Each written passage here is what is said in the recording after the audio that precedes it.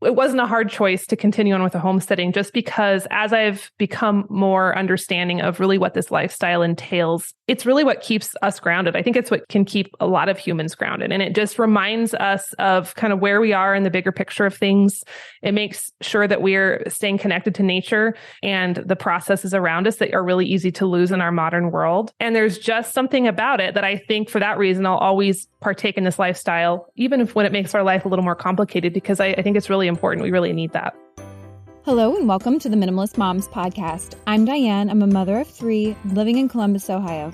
I'm trying to make room in my life for what matters by getting rid of the clutter and living life with purpose. I hope you'll join me on the journey to think more and do with less. As young newlyweds, Jill Winger and her husband asked themselves one question that forever changed their lives. Why do we have to do it like everyone else?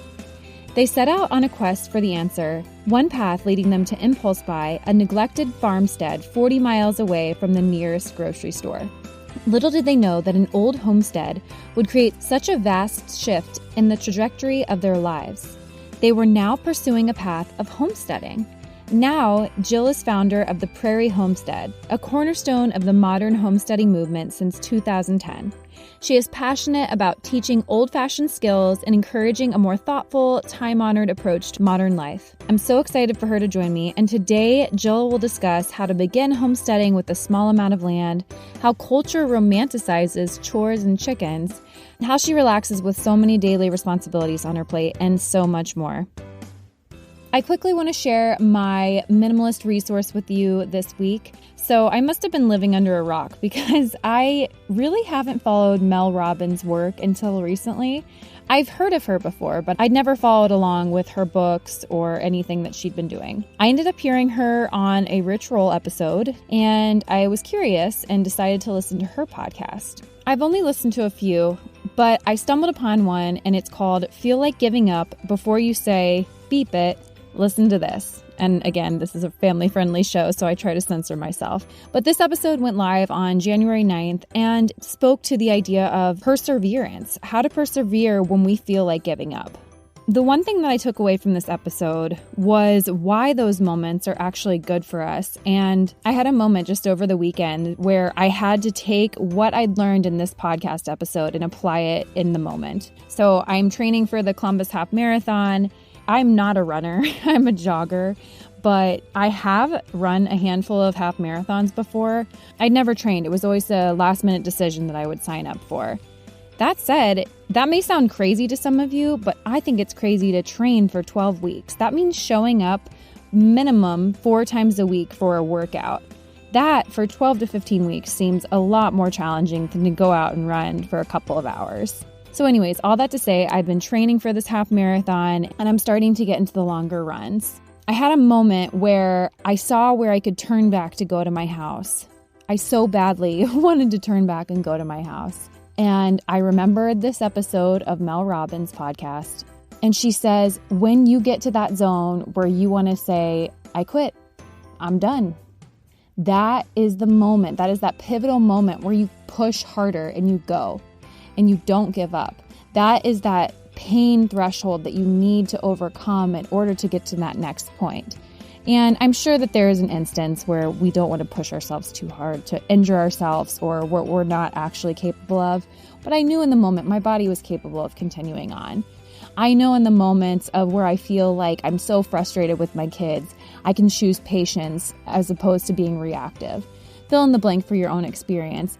But I knew in that moment, don't give up. You're not going to feel great if you don't show up for yourself. You wanted to commit to this. You can do it. You're capable. The body is capable. Your mind is capable. And slow and steady, I completed the run. I emphasize slow and steady. But again, thanks to Mel Robbins for this episode. I'll include it in the show notes for you if you'd like to listen. All right, that's it for now. Let's get to the conversation with Jill Winger.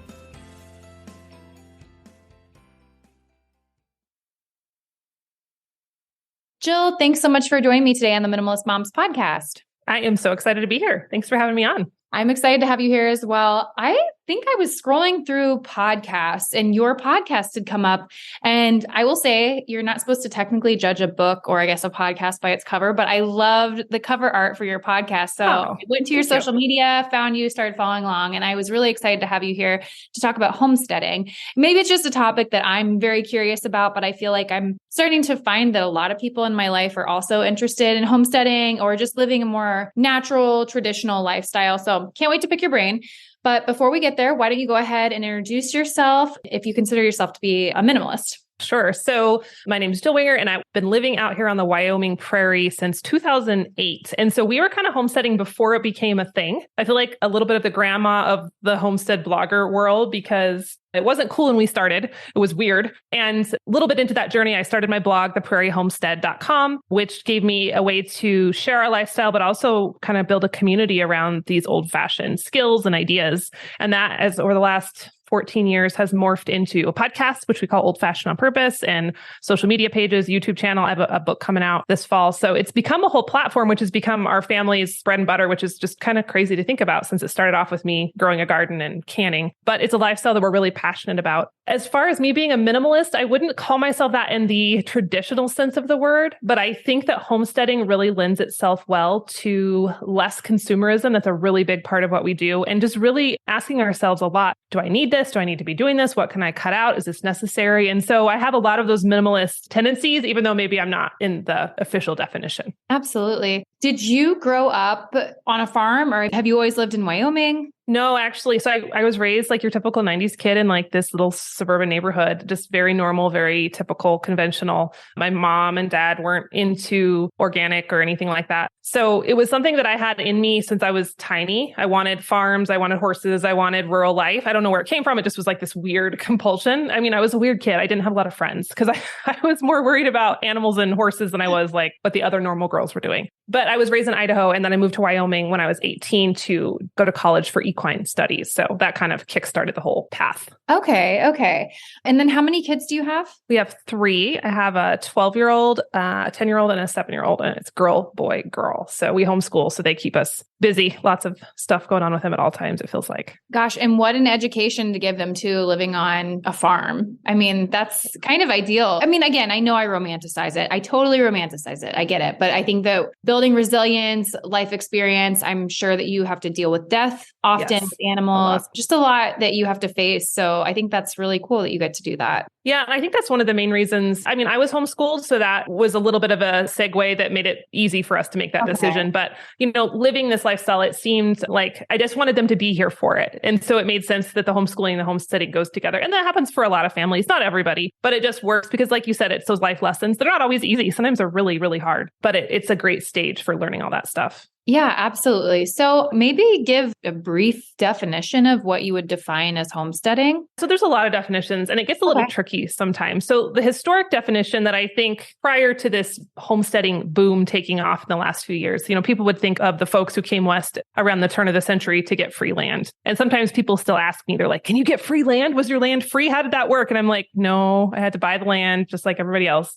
So that's kind of a extinct definition. But the way I think of it in terms of modern day homesteading is just a group of people who are looking to simplify life and maybe cut out some of the influences of our modern industrialized culture. And that looks really different for different people. That means for some folks, they might move to the country and buy 50 acres and get a bunch of cattle and chickens.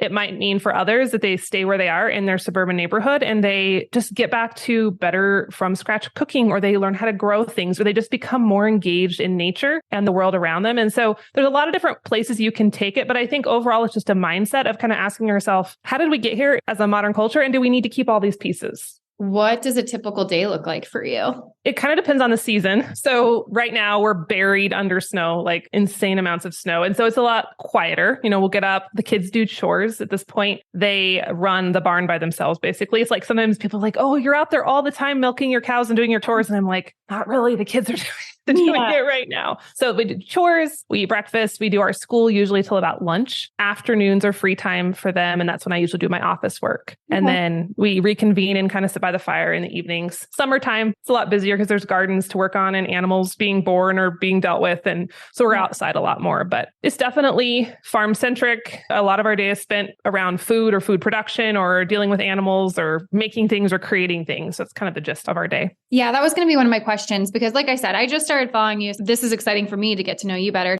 You did touch on one thing that I want to go back to, and it was actually it was a listener question that I asked on Instagram.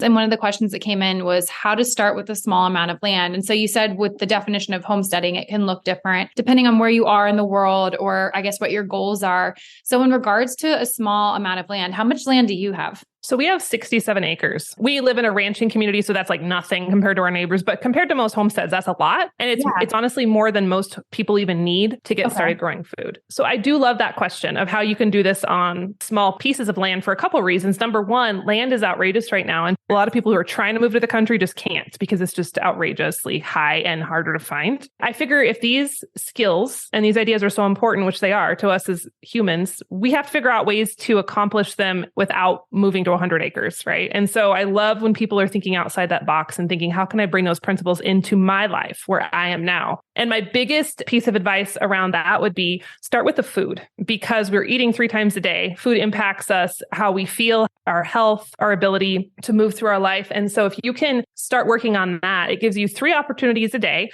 to learn new skills, to get back to your roots, to be more connected with nature. And you can do that no matter where you live. Even if you're in an apartment in New York City, you have so much available option there. So that's a good place to start. I think that is a conviction that I have because there is interest there for us to move to some land, to have some goats, to have some chickens. But the fact is, I'm not necessarily doing some of that stuff here. And so I question myself and say, is this something that you're actually interested in? Or I guess, what is your main motivation in wanting all of that? Do you think that it's going to happen just because it's there now that you'll start doing it? So I think it's a challenge to people that are maybe curious or say that they want land to say, am I going to make bread from scratch? Am I going to have a vegetable garden, which we did last summer? But I think that is a challenge or a conviction to me because not implementing some of these small basic things that we can do in the spaces that we already have. And there is this romanticizing of the homestead and farm life, especially on social media right now. Mm-hmm. It's not all bad. It's getting people to think outside the box. But I think it can be portraying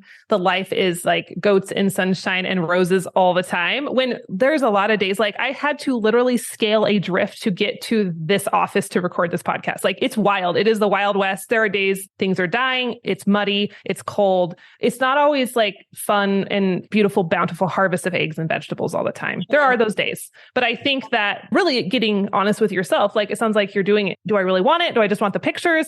It's okay if folks like parts of it, but maybe they're not quite into it enough to move. I think you can still get a ton of benefit just taking bits and pieces and bringing them into your life where you are right now. Well, and the other challenge for myself, again, is how much time are we really spending outside? And so I told my husband, I'm going to try and spend as much time in the woods and in nature. This was last year to show you that we are comfortable being outside regardless of the weather. And that was something that I feel like I've proven to myself. I'm comfortable outside no matter the season. I was chicken sitting for a friend and it was really lovely the one time I did it and then not so lovely the second time I'd done it. And I was like, oh, this is an everyday thing that I'm going to have to get up and let those chickens out if we have chickens ourselves. Talking about death on a farm or on a homestead, Ryan Holiday, who is the guy behind Daily Stoic, I was listening to a podcast not too long ago, and he was sharing how his family had moved to a farm and how the idea of memento mori, it's Latin for remember that you have to die. So again, a little bit morbid. But he said living on a farm kind of puts that at the forefront of your mind because you would be faced with that reality that might not be so Instagram worthy or these things that we're seeing on social media that blind us to the fact of what the reality actually is. I think that's such a great point. And I think it's definitely the anti-romantic view, but I also think it is important because it does keep us grounded. I think our modern culture, we're too far removed from the cycles of life and death. And that's more comfortable for us as modern folks, but it also makes our perspective skewed. And the longer we farm and homestead and we deal with things dying, sometimes I'll have something dying in one barn and something being born in the other barn. And so it's this really overwhelming cycle of life that you're faced with continually, even right down to in the garden and understanding how soil works and microbes work and the cycle of decomposition and then new life is beautiful, but it's very humbling and it's very grounding to think, someday I'll be in the soil now becoming part of that life cycle. And I think it's good. It's awkward and uncomfortable sometimes, but it is a big part of it. And I think it's healthy. And I think that people can have those thoughts and have those ruminations, even if they are living in a city.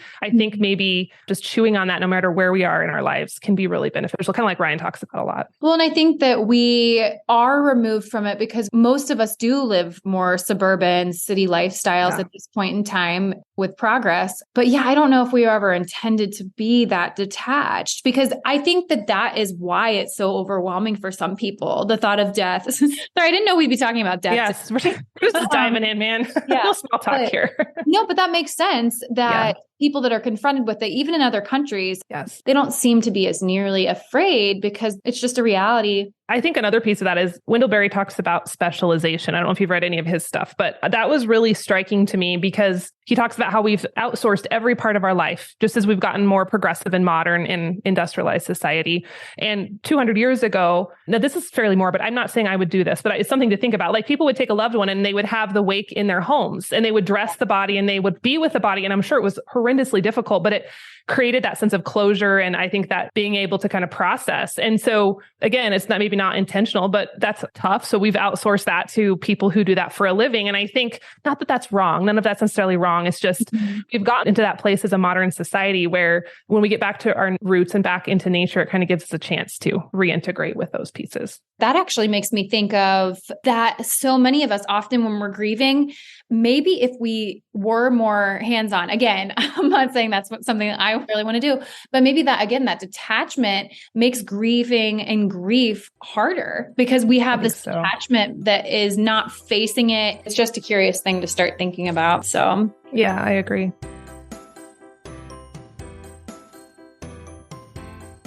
A parent's greatest gift is not a thing at all. It's their children. Stoka knows that nothing can ever come close to the gift of a child, so they make products to nurture, support, and celebrate them for years to come. Curate your baby registry with award-winning products such as the Trip Trap High Chair, the Oval Sleepy Crib, and the iconic Explory Stroller. These products can be used from birth and as your child grows and develops. Stoka products are beautiful and built with safety and sustainability at the forefront, providing parents peace of mind and support for their children. To learn more, visit stoka.com and you can use promo code REGISTERWITHSTOKA at checkout for a free cushion with any high chair purchase. That's STOKKE.com,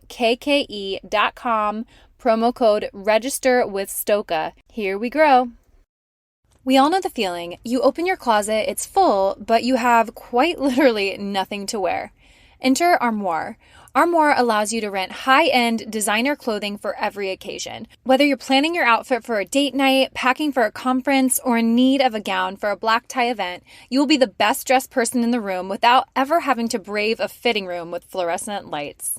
From a personal perspective, one of the biggest reasons that I love this company is because it values quality over quantity. You can select classic pieces that you could, if you desire, add to your wardrobe long-term or just rent.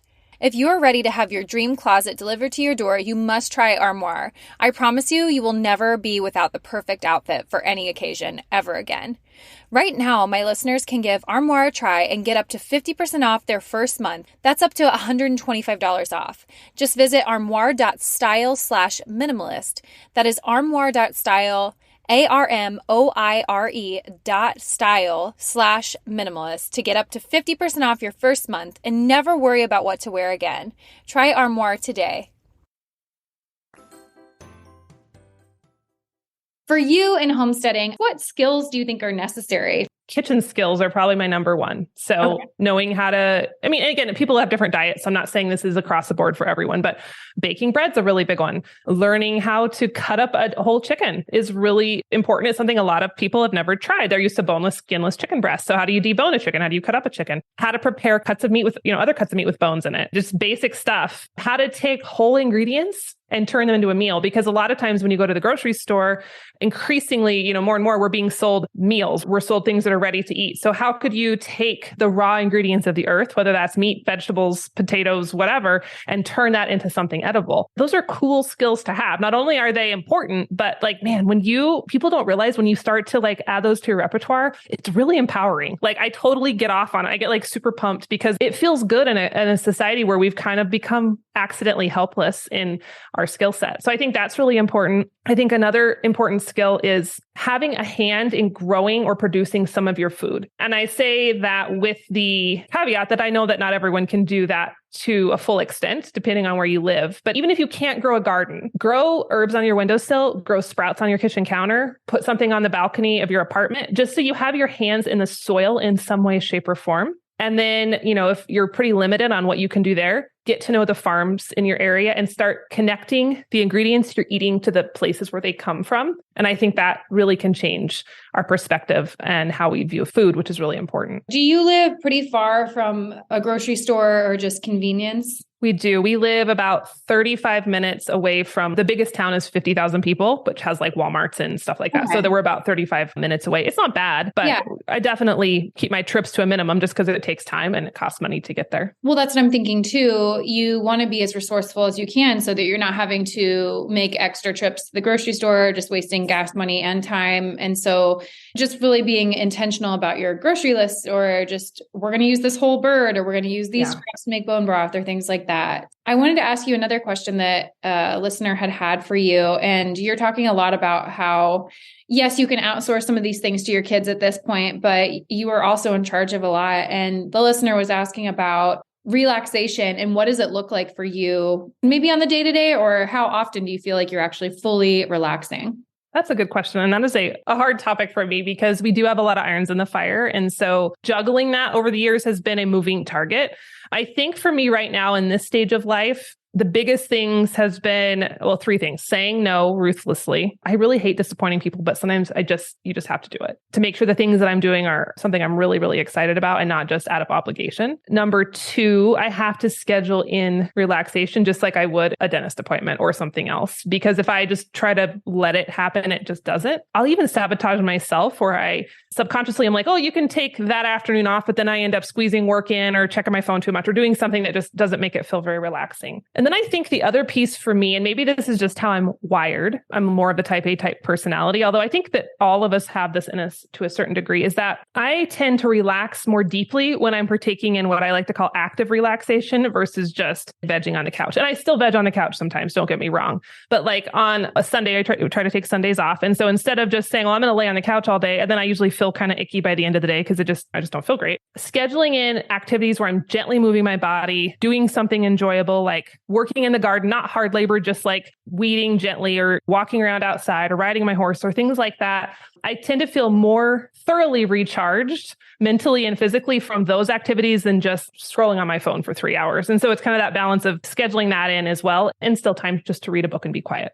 Absolutely. And with everything that you're doing, how do you stay organized on your homestead? Again, you have a little bit grander of a situation going on than maybe someone like myself that's trying to attempt some of these things. But how do you stay organized? One thing I do like to say is I do have employees for my businesses. I don't want anyone to think I'm just super momming it because I'm not. I totally have help. So my business has got to a point a couple of years ago where I'm like, this has to be a team event. And so just so people know, I'm not doing all on my own. But for the rest of it, I try to focus on things seasonally. And that's why I feel like balance is not the best word to describe what I do, because there are times where my garden is super on. And then there are times when it's super not organized. And so right now, because it's winter time, there are parts of my life, I'm not riding my horse, I'm not gardening, my greenhouse is a disaster, but I'm baking a lot. I'm doing a lot of sourdough. In the summertime, I do basically no baking, no sourdough. And so it's focusing on the things that are seasonal or that are priority right now. And then sometimes I just have to put the rest on the back burner. When I try to keep them all going equally, I crash and burn generally in a spectacular way.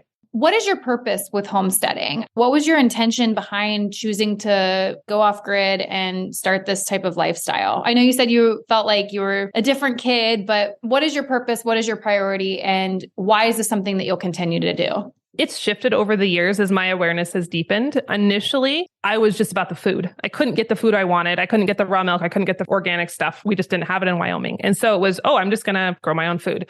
But as we progressed down this lifestyle, I kind of had to come to this point where the food became available because we had more producers come into Wyoming. And then also our budget changed so I could afford to buy the food I couldn't afford previously. And so I had to make that choice of, why am I doing this? And that moment came a number of years ago where it was like, well, do I ditch the homestead and focus solely on my businesses and let that be my passion project? Or do we continue the homestead like in this path that we've been on? It wasn't a hard choice to continue on with the homesteading, just because as I've become more understanding of really what this lifestyle entails, it's really what keeps us grounded. I think it's what can keep a lot of humans grounded. And it just reminds us of kind of where we are in the bigger picture of things.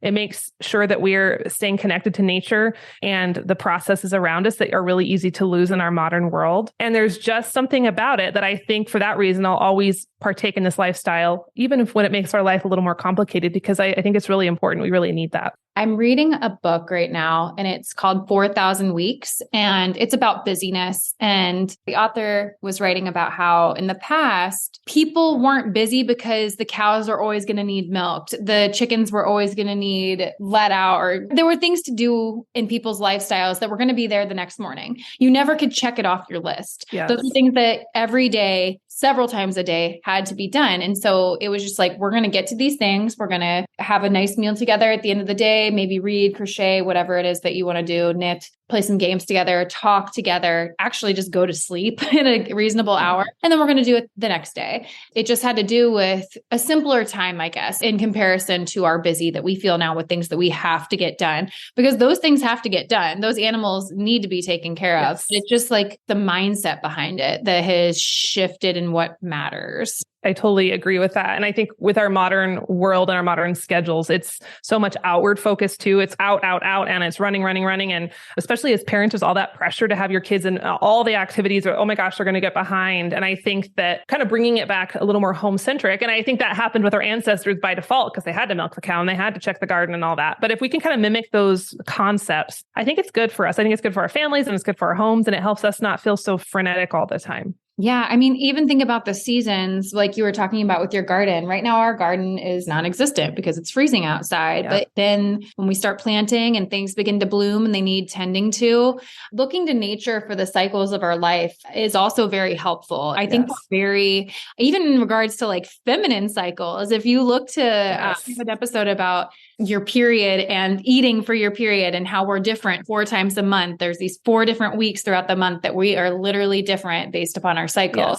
Yes. I just think getting more attuned with that, we could live richer lifestyles. I absolutely agree. Yep. Well, Jill, did you have any other word of encouragement you wanted to leave with listeners before we wrap this up? Yeah, I just say if you're drawn to this lifestyle, just know that it's possible. Pieces of it are possible no matter where you live. You don't need the farm and the goats necessarily to partake. If you want to get the farm and the goats, I'll be your biggest cheerleader. But I want you to feel like these pieces and a lot of these really joyful aspects of it are available to people no matter where you live. It just is those choices that you're making and what you're eating and what you're cooking. And there's a lot of fun to be had when you start diving into it. Absolutely. Well, Jill, where can listeners connect with you online? And you said you have a new book coming out in the fall. I do. Yeah. So you can find me over on Instagram. That's where I'm pretty active. I'm Jill.Winger. I have the prairiehomestead.com for all of my homesteading tutorials and blog posts and recipes. And then I do have a new book coming out September. It's called Old Fashioned on Purpose. And it's kind of along the lines of what we've been talking about today. It's 8 principles that anyone can adopt to bring that old fashioned idea, way of life into what they're doing now, no matter where they live, and kind of examining how as a culture we got off track and then how we can get back. Perfect. Well, as we wrap things up here, I'm going to ask you 2 quick questions that I ask every guest. And the first one is, what has been a beneficial resource in your life that you'd like to share with the listeners? I've just been really reading a lot of books lately, like paper books, highlighting them, writing notes in them, total old school.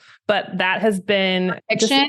Nonfiction. Yeah. Okay. I don't think there's anything wrong with fiction. I just can never get into fiction. So it's like just nonfiction books that are like getting into deep topics, just really chewing on things. And that's been bringing so much good stuff into my life and my brain here in this season. My last question for you is, what is something that you can't stop talking about? What I'm really like nerding out over lately is beef tallow.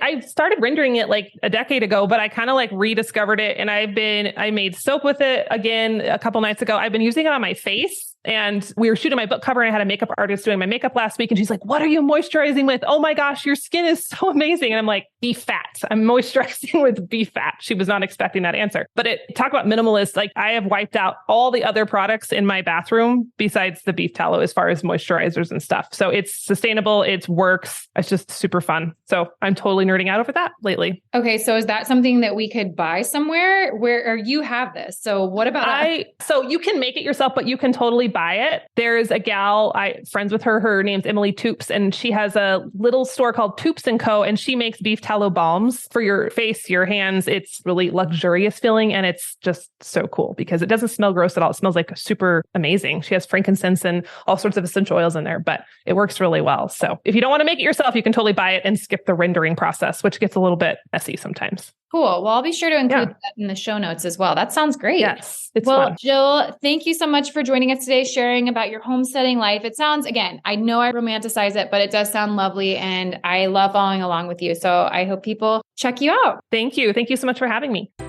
What did you think of the episode? I hope you enjoyed the conversation. To learn more about today's guest, including links, resources related to everything discussed today, visit the episode page at minimalistmomspodcast.com, where you can find the entire podcast archive, as well as my book, Minimalist Moms, Living and Parenting with Simplicity, or other ways to connect or work with me online.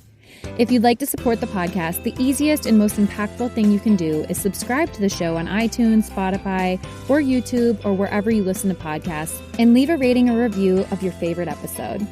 Lastly, sharing the show or your favorite episode with friends on social media is very helpful and will encourage others on their journey to think more and do with less.